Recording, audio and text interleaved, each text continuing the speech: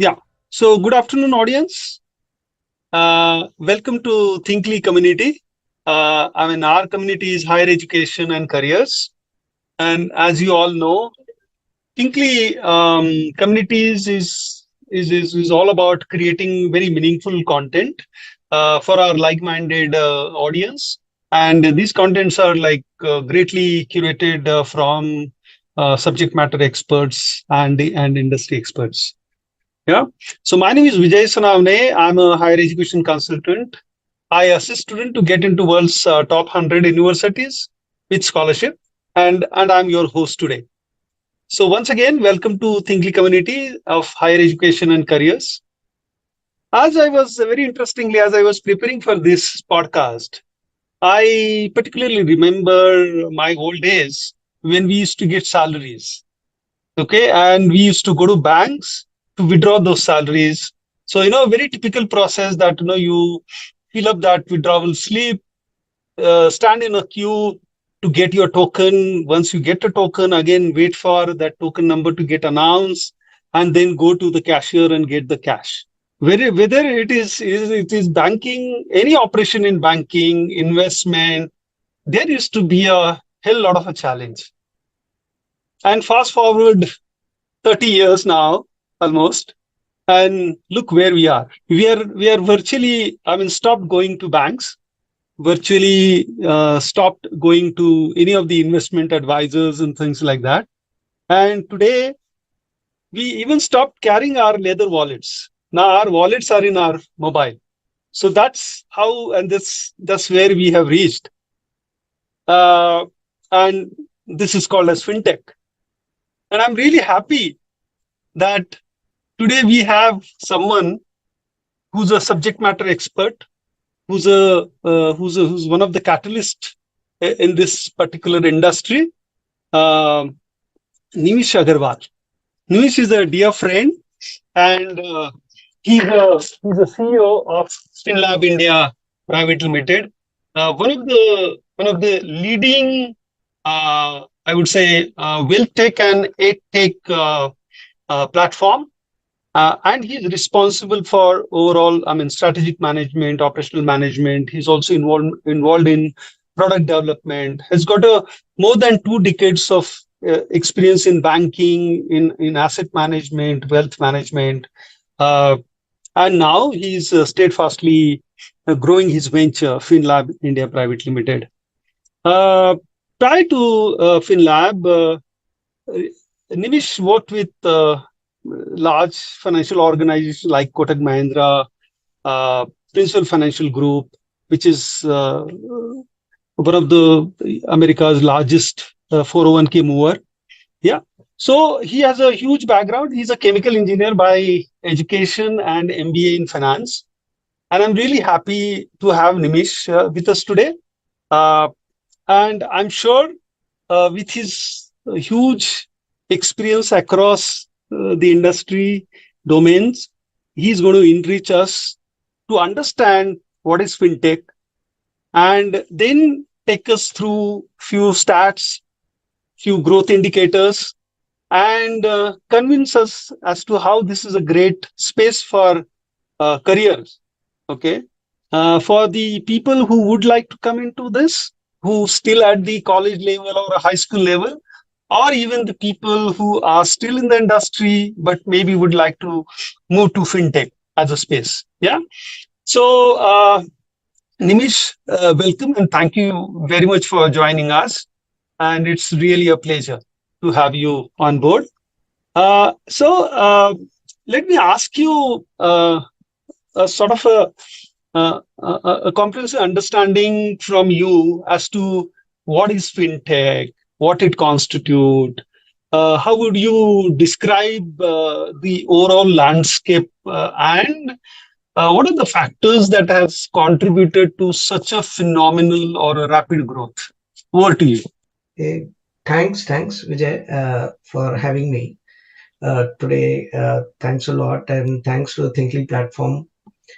I think for having me, FinLabs here. I think, and also thanks for the kind words. I have some experience. I won't say I'm a large subject matter expert, but I will kind of try and share my experiences and my belief in the sector and my so and that's why we are doing what we are doing. We left jobs and we are in the fintech trying to establish uh, an organization that can foster and be a part of this whole growth story. And the story is not just around making money, the story is around changing everyone's lives.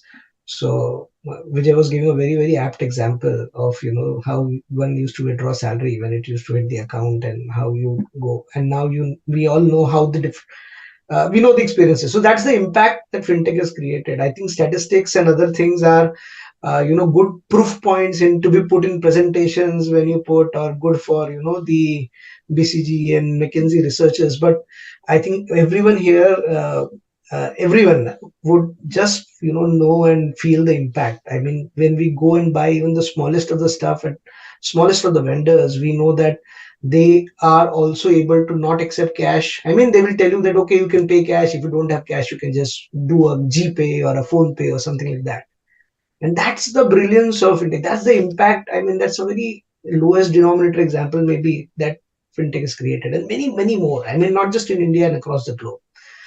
So that is very inspiring. Now, if I were to start with what is fintech, and for some of the audiences who are just trying to know what the sector is. So basically, fintech, very simply put, is it's a financial technology and use of technology to when you try to automate or improve a service, a financial service, or a delivery of a financial service.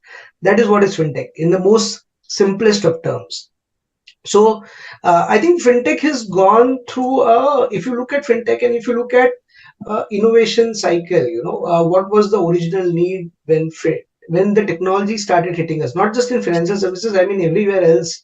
When businesses and governments and everybody started adopting technology, I think the first areas where people started using technology, especially in businesses, was to automate back-end processes. And the whole idea was how to make them more efficient and cost error free, more cost turnaround time should get lesser, it should become more cost effective. The whole objective was that. So it started with back-end automation, then slowly moved to the next set where you started looking at end-to-end automation. So we have automated back-end, let's automate front-end, let's combine this whole automation process. So it was an end-to-end automation that came in. This slowly transformed when mobile phones came. Now that the third, I think, innovation, or the third major change technology is brought is the smartphone, and fintech was also very quick to latch on. So then the third growth phase was, how do you enable everything? How do you enable the new digital channels, especially smartphones? How do you take everything which is maybe available behind some complex program login system and make it just very simple, 3 clicks away on an app on your phone? So direct to consumer. So that was something which was this proliferation of smartphone, internet, and fueled by that. Uh, Fourth, I think, came in where we started adopting new technologies, and that is, again, we have smartphones. Smartphone brought in large number of users. Large number of users brought in complexities around how you manage that kind of users, their data, their volumes. So both on the backend side, on the application side, as well as the infrastructure side. So the innovations which came around technology and the emerging technologies is the fourth set of innovation. And and that includes everything: AI, ML, blockchain, cloud computing, all of that. We'll talk about it maybe a little later. So, and last, I would say fintech is now further graduating, and I mean already we are deep into it. I mean, this is jumping so quickly. So now we have the what we typically I like to call is the democratization or unbundling of services. So what used to be a turf maybe of a bank where they will take deposits, they will give loans, they will issue cards. So everything was bundled as a bank. Now what you have is an open banking, new banking, as you like to call it. So you're unbundling, democratizing services. You're having specific players who are only focusing on certain problem statement and trying to solve that, and then trying to do it very efficiently, very quickly, more cost effectively. So that is again a combination of whatever fintech growth that we have achieved in terms of technology, in terms of experience, in terms of data over the last few years, and that we are trying to deploy in apps. So I would say, I mean, in a very broad sense. And now you can extrapolate this whole cycle in any sector. You can look at it in insurance, you can look at it banking, digital payments, lending. So you would know what I'm talking. I mean, they've all gone through similar or the same phases of development. Some may be a little behind, some may be a little forward, but they're all catching up. I mean, and everyone presents a huge opportunity. Okay. Thank you for giving us that comprehensive outlook or your understanding about fintech. So my next question is that because I just would like to spend some time on understanding fintech, and then Sure, we'll sure, sure, get sure. on to our main topic about the career space, because there are a lot of participants who are also keen to ask you questions and seek some clarification on that. Uh, I mean, this is a very technology-driven kind of field. So, what are the what are the key innovations or technologies that are driving this change? Just to create that context. Sure, sure. I think you're right in one sense that it is a because it is use of financial technology, and that's why it's a tech thing. But I mean, you cannot apply tech if you don't understand finance. So that is the most critical factor which people tend to overlook. So equally understanding the domain of finance, the needs of the people, and the solutions that we have is equally important. So both go hand in hand. Tech cannot be applied without the understanding of finance. So the uh, fintech is that's why very unique in a way that you will see it presents opportunities across diverse functions, across the entire functions of what an organization entails. So that's something which is obviously a great thing to have. Now, when we talk of technologies there are a whole lot of technologies which have transformed. I mean, if I were to name a few, starting with very importantly, I mean the whole idea. I spoke about automation, correct? I spoke about how uh, when users increase. So whole the first aspect, the entire mobility aspect, this ability, the smartphone proliferation of smartphone internet. So that's on more on the infra side. So when it came in, it brought in a lot of data. If you look at the whole ability to host this kind of infrastructure and very cost effectively, so I would say cloud computing is one of the major technologies which is aiding all of this, because at the back end you need large cloud servers, servers you set. And anybody, I mean small organizations, even at FinLabs for example, when we are to set up our infrastructure, IT infrastructure, we do not have to physically do it at our office or straight away you go to cloud, uh, pick up a service provider and you just pick it off the shelf. So you can scale up, scale down very cost effectively, get all the services bundled. So I mean cloud computing, and this is being adopted across. I mean large, small, all organizations moving to cloud. So this is a huge area and huge enabler. Uh, One of the very large enablers. And so cloud computing is one. Now API. API we love to talk, and we typically in fintech parlance we tend to call it API economy.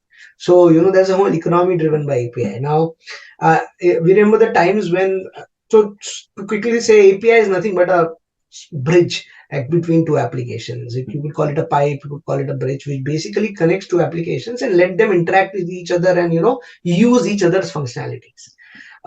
So there were, and a quick example of API would be a payment gateway.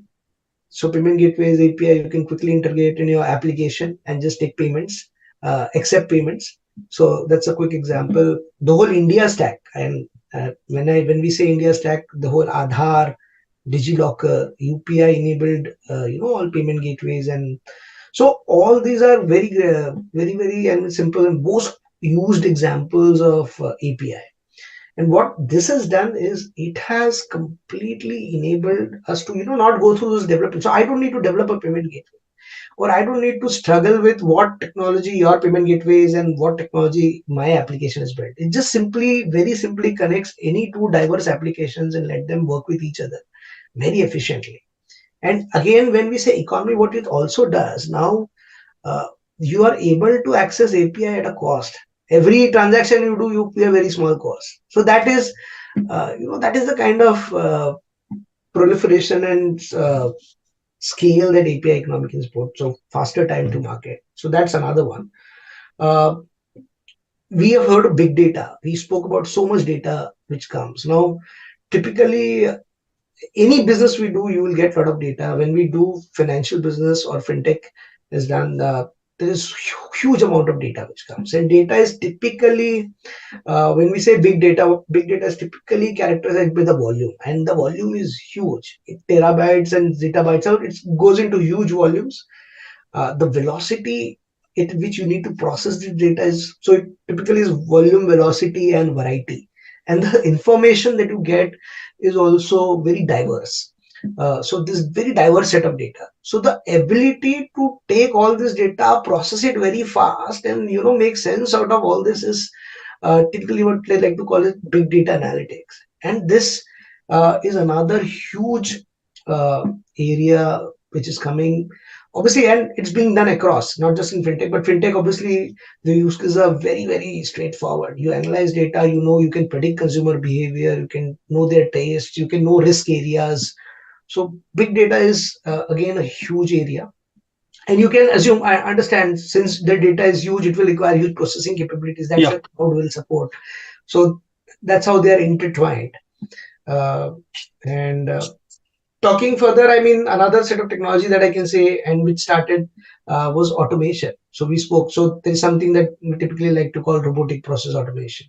So uh, typically in very we have so many in our business processes, we have tasks which are repetitive, which are simple, which are rule based, and they can be quickly automated using RPA. So you're basically so making it very effective, and not making it person dependent, and it's very rule based. So RPA or robotic process automation is used very widely there in such kind of tasks. And when you combine intelligence to this, which is powered typically by artificial intelligence, it becomes even more powerful, because RPA will work on a set of defined rules, but these rules will have to be, further tuned, and this can happen only based on the experience of RPA, the data that you collect. And if AI is able to make sense of the data, they will take decisions and further streamline the rule, or better the they will better the actions. And that's how your chatbots and your bots typically work. So AI is obviously one of the most fascinating areas, and obviously we hear so many articles every day around the risks of using AI, the benefits of using AI. So the whole world is pitched against each other on that. But we can say that if I do not get into that area and just focus on the benefits of AI that can be brought to the business, again, it is the whole decision making thing. So AI is supposed to, just observe like humans in the first place. So we can observe either by viewing, we can observe either by listening. So just like that, as humans can do, AI is supposed to do that. Only thing is, it can just do that in large capacities. I mean, you can just throw any number of data sets and across, which as a single human or maybe a team of people can't do that. And once they observe, they start thinking. Again, they start thinking like humans. So again, the difference is in intelligence. Obviously, we can't challenge the intelligence of a human being, but again, this is the intelligence derived from humans. So they think like humans, and then they are expected to react like humans. Right, right, right. And that's So how, I think, yeah, yeah, I think sure. you gave a. I mean, I could just see that very gigantic kind of a picture that was what was emerging as you were speaking. Correct. And yes, as you said, it's very huge. The even the data pointers are talking big numbers. That Correct. some trillions of dollars and millions of job creations and everything. So one of our viewer wished to know that. what are the just to uh, understand what are the successful career paths within the fintech industry, Okay. right? Someone who is to enter, or people who are in maybe in the other spaces, how they can enter fintech. What is your take on that? Okay. So I think, see, if you look at, I said before as well. So if fintech is nothing but finance plus technology. So there, and if you typically look at fintech, it is automation. So even all your legacy organizations, and let me not call them legacy organizations, all your financial institutions, be it insurance companies, be it banks, be it asset management companies, all of these, what are they trying to do? They're trying to automate uh, their processes, bring in all this technology. They are also trying to do what fintechs are doing, obviously at different pace and different scale, and their scale is very big. So they are trying to do the same. So they are also using fintech. So fintech is not restricted to fintech startups and fintech companies like us. But fintech is being very, very aggressively adopted by these companies also. So what happens when these companies also adopt fintech, and we we also build in fintech. So obviously there is expertise needed across the skill sets. I mean, you because it is finance, you will need core finance experts. So if it's an insurance product, you're trying to automate it, you're trying to develop a new product, you need core insurance skills. So people who've been in the sector will be able to obviously relate more put to the needs of the customer as well, what the solution the product brings. I'm just giving an example. So if you look at core products, so I'll come to tech later, in fact, because we all assume tech, because tech has a whole gamut of opportunities and there's no doubt about it. So within tech there are so many options that are open, but outside of tech too, the career paths are quite a few. I mean, because if you look at product roles, I mean, the whole ability to understand the product, the needs of the customer. So roles around product, roles around even the UI UX. So in fact, the two most important skill sets that were still rated and abilities which were rated for fintech before technical skills was the first is the analytical thinking, the second is the creative thinking, and the third is the technical skills. So these are the skills. I mean, obviously, these are some reports, but I can very quickly relate to that, having worked for some years very closely with this profession. So I think people with good analytical skills, so a role around products, a role around business analysis, the role around data science. Data science is a huge, huge aspect. So people who are good with stats, quant, understanding, making sense out of data. It's a very, very large proposition. Roles, when I said creative thinking, roles around UI UX, because it is about designing journeys, making lives easier, making it simpler. Uh, so the roles around UI UX. So again, roles around content. So because you're digital, you will market digitally. So the roles around digital marketing, roles around developing content, because a lot of the digital marketing will move to content, and it is already done. I mean, now digital marketing is not just about ads. Digital marketing is more about how you curate content, and how you market your brand, how you market your services using good quality content. So that's another very, very critical aspect or role. So if you look at these are all outside of tech. These are all in an area, and even core finance role. People having good knowledge of accounting, people having good knowledge of finance. So they are going to play a different role, obviously in a different job set, but there are roles for them. I think what will become redundant, and I think everybody's guess is that is more secretarial kind of roles. So So, yeah. yeah, so those kind of roles where those are the roles which are going to get redundant, but otherwise the opportunities exist across, because even when we hire, we're not just hiring techies or developers, and I will talk about the roles there as well. So we are hiring across. We are hiring BAs, we are hiring people who do good UI UX, and especially UI UX are hiring youngsters. We're not hiring experienced UI UX developers. Well, and that's been our experience, and I'm not sure, obviously Okay. everything has their own. We're hiring youngsters because they have a different take at things, and that's the customer set maybe you're trying to address. So where now if you look at tech, and if you look at what roles exist in tech again has whole gamut of roles. So roles, obviously development roles, coders, developers. Uh, Again, there, uh, obviously when people are still automating, as I said, all banks, financial institutions are still at a stage where they are trying to move from the legacy systems to more, newer technologies and systems which are more efficient. And I'm still not talking about using AI and ML. AI ML is on top of it. There's still a lot of companies are still doing a digital transformation. So in fact, digital transformation specialist is also a role. Uh, it's a role which is finding a lot of, and obviously people with that kind of experience can drive that. And so people still with usual coding skills will be there, but obviously again redundant coding and other things will go off. So development roles, full stack engineers, cloud specialists, cybersecurity experts. Uh, the cybersecurity is another area I didn't talk about it. Big That's area. a big area, big risk, big area, lot of work being done, and again huge roles. And there is no implementation. We work with a lot of financial enterprises. Not a single application can go live without the complete testing around the security Correct. aspects. Correct. Correct. That is Correct. very, very seriously taken. Very seriously taken. Right. I mean, you can not have a functionality working, which is okay, but you cannot have a security loophole which is open. Yes. Non-security loophole. I mean, let me put it this way. Correct. Correct. Correct. Yeah. So that's taken so seriously. So again, cybersecurity expert is another role. So the whole, I would say, diverse skill set and these are open.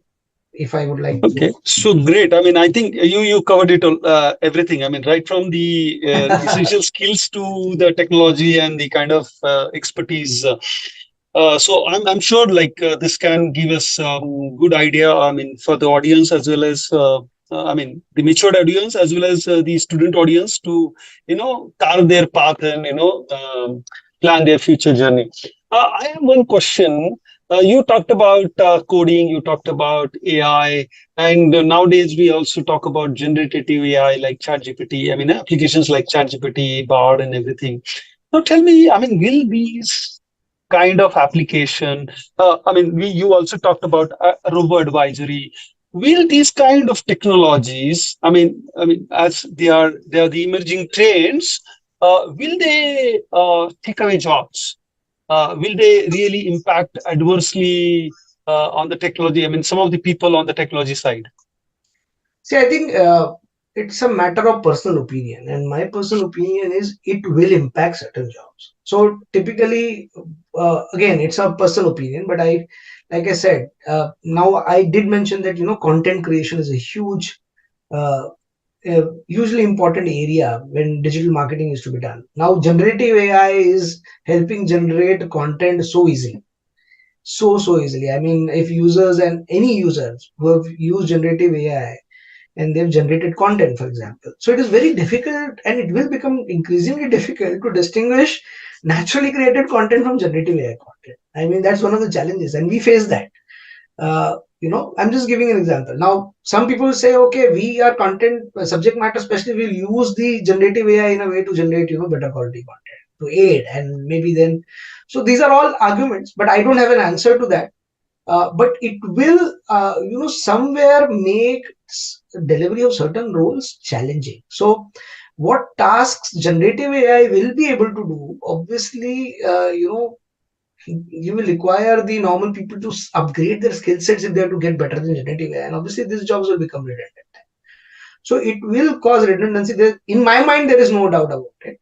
But there will be benefits as well, which will be utilized. I mean, any efficiency is utilized. I mean, it's not just about being socialist and giving jobs, right? So, but I feel jobs will need to get rearranged. Obviously, that's another challenge. So, and I'm sure people will take up diverse roles. So, when I was talking around, what roles can be taken. So, for example, maybe I didn't speak about legal roles. Again, these are roles which are all there. So, if you're a subject matter expert, that will count. I mean, specialists. As I've seen in the last few years, specialists will become more important in generalists, is what I feel. Okay. Yeah, that is what I feel when it comes to career opportunities. No, I think that's a very, very brilliant point. But let me also ask you. I mean, I'm slightly digressing. Uh, Sure. a few years back, we had the courses of those BBAs of insurance and banking and stuff like that have emerged, and these students also struggled a lot to get the job opportunities. I mean, because maybe in our academia, we don't have that kind of a contemporary course curriculum and things like that. So, students who are in this particular space at this point in time, who are currently in their undergrad programs or even in their master program, uh, what is your advice for them? How do they prepare for themselves to get into or launch themselves into industry in a right manner? Sure. So essentially, I'm talking about the skills, internships, and everything. What is your take on that, and what is the path they need to follow? Right, right. I think excellent question, Vijay. So, uh, honestly, when we were in their shoes, we didn't have the opportunity maybe to plan our career that way, and I think we went with the flow. But obviously, today is not necessarily the time when you go with the flow. I mean, you have the exposure, you have the information. Uh, I think one of the core uh, decisions to make for people who are looking to get into the fintech industry is to see where their interest lies. I mean, if I were to divide, there are tech roles and there are non-tech roles, and within non-tech roles, again, like I was saying, there's a whole gamut of roles. So if you are a finance person with those kind of background and having pursued commerce, chartered accountancy, or similar roles, I mean, or you're a legal person, again, so you have a different, uh, I would say, stream that you will get into. I mean, and techies will get obviously pursue it in a different way. So one aspect is, obviously having an overall understanding of the industry. If you want to get into fintech right now, you're studying, you're preparing, and I'm sure when it comes to interviews, having an overview of or appreciating how technology has changed our daily lives using fintech. If you have that appreciation, I think no matter what stream you are, you will be able to present yourselves better, because right now for students it's very difficult to tell what you will do and suddenly you will gain knowledge. You will not become an expert you will only become over the years and having put, but just trying to get yourself acquainted with what financial services at a high level is all about first, and then how technology has impacted and changed it so that our lives are impacted. That's a great start for me. And obviously, there are various ways to do that. There's so much of information available. I think the courses available. We conduct one such course. So, I mean, there are various ways to acquire that knowledge. But once you have that appreciation, that will also help you decide whether you want to be in this space. All I can say, the opportunities are tremendous. Yeah, we were just talking numbers, right? So from 2017 to 2022, the industry doubled. I mean, global industry doubled in revenues. And from 22 to 28, it will grow almost three times. So you can see that every 5 years, that's a kind of exponential growth the industry is having. So industry can't grow without the input of talent. And I mean, the biggest enabler is talent. According to me, it's the people who are the biggest enablers. Obviously, the infrastructure, the guardrails, other things come in next. But it is this talent which is going to enable industry to grow. So this is global. India is growing even faster. India is growing at a 30% plus CAGR when it comes to fintech. So the job That's opportunities are, phenomenal. yeah. So the job opportunities are tremendous. Getting oneself just acquainted, which it also help you decide whether you want to make a long-term career in fintech. So I mean that would be a great start if you really ask me. Okay, fantastic. That's beautiful. I mean, I have one report which says that I think by 2030 we are going to have approximately 5 million jobs, which are being created in India itself. Yeah, it's which is huge. Yeah. Which is So the huge. student who are in this particular space, they need not to really worry about it. What they need to do is they need to really, Yeah. train themselves on the skills which Nimish has talked about, the technologies he talked about, the experience or the internships he talks about. Yeah. Very good. Now, uh, Nimish, very interestingly, I mean, what would be, I mean, what is your advice for the people who are already into fintech industry, and what are the emerging trend and how they keep themselves on this particular growth path? Okay, I think that's a challenging one. Uh, I think again, people who are already into the fintech, I would only say one thing. I think, and that is, we can't get too comfortable in what we're doing.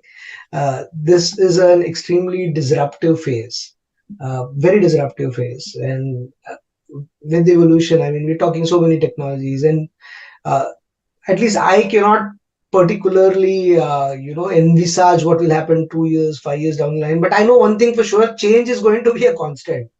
So that is the only thing that I can envisage. So the only advice that I get, and you may feel that it's a very generic advice, but that's all I can say, that you cannot be too comfortable and say that, we are doing what we're doing and this is the best, because that is not possible. That is not going to be.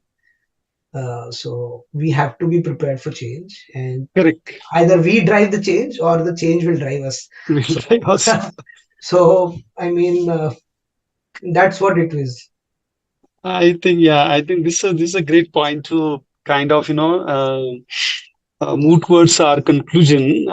Yes, I mean, as you rightly said, we are in a VUCA world, we are in a disruptive world, where change is going to be the constant, and we must manage change. We just cannot say, no, I'm not ready for it. If you're not ready for it, you will be replaced very soon, or True, sooner true, or true. later. Yeah. Okay. I think I have a last question. Sure. Um, so it says that from your experience, what key lessons have you learned that could benefit those entering the tech and financial job market? Based on my experience, I think I tried to kind of share, and whatever I've shared today is based on my experience only. I mean, uh, I think I think what has kept me in good stead is, obviously, I had the opportunities. So let me be honest. I had the opportunities, where I was given the opportunities in the organizations that I worked, and I will hugely credit them for trusting me in my career, and allowing me to do things, and trusting me with new things. So I had the opportunities to work on quite a few new opportunities, and I tried to grab it with both hands. And that is one thing that I learned, that obviously whenever challenges, and I would not call them challenges, I would still call them opportunities. Let's not try to just make them, something sound something difficult. They were not difficult, but they were opportunities. Only thing was, there were some unknown elements to it. And uh, and as a I would really be, so you my background, as Vijay was mentioning, right, I'm a chemical engineer and an MBA in Fin.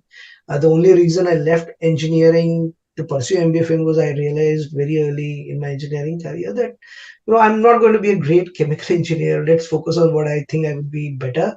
And that's where I pursued MBA Finance, and that's where I started with financial services.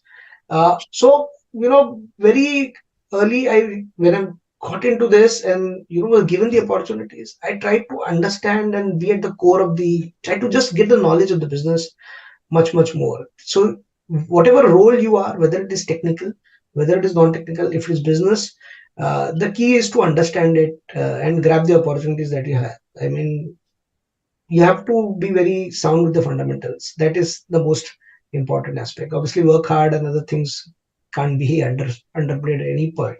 Correct, Are correct, essentials. Yeah. correct. Good. I think, thank you so much, Nimish, for all the insights and experience of yours of, I mean, last 20, 25 years. I mean, it's a big time. And you just tried, putting everything for us in last 30, 35 minutes, what we've been talking. And I mean, particularly for me, it was very, very enriching, and I'm sure audience will agree to me. Um, so thank you very much for your time, and thank you for coming here. And on behalf of Thinkly, also, I would like to extend my deep gratitude to you. So thank you very much. Thanks, Vijay. Thanks So for having audience, me. that was, yeah. So audience, that was Nimish on FinTech. And so we will meet next Saturday, same time, with another topic, so that we can make some difference to your careers, going forward.